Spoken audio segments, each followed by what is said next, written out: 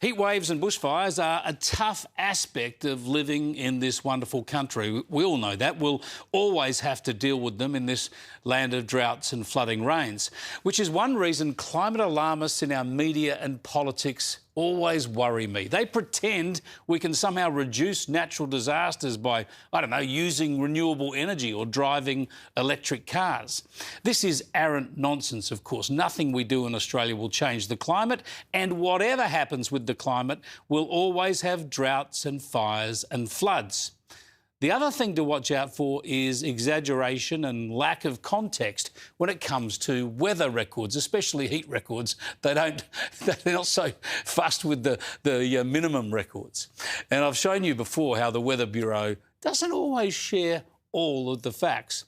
And this week we've seen the news that Victoria recorded its highest ever maximum temperature yesterday.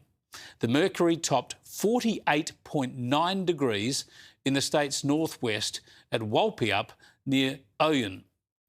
Now, that's a stinker in anyone's language.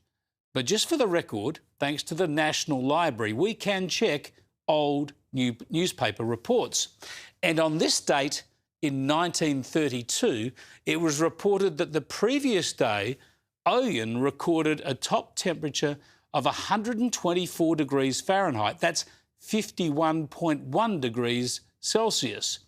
That's more than 2 full degrees Celsius higher than the new statewide record recorded on the same date 94 years later, yesterday in Victoria. And if we go back even further to January 1906, we can see that Mildura, just up the road, recorded 123.5 degrees Fahrenheit or 50.8 degrees Celsius. Again, almost 2 degrees Celsius higher than yesterday's new statewide record. And this was 120 years ago. Now, the Weather Bureau disregards these records. Its homogenisation process massages these temperature records down, or in some cases dismisses them altogether, based on the equipment that was used back then. But the temperatures were recorded, and the only reason they're not records now is because of these recent Weather Bureau revisions downwards.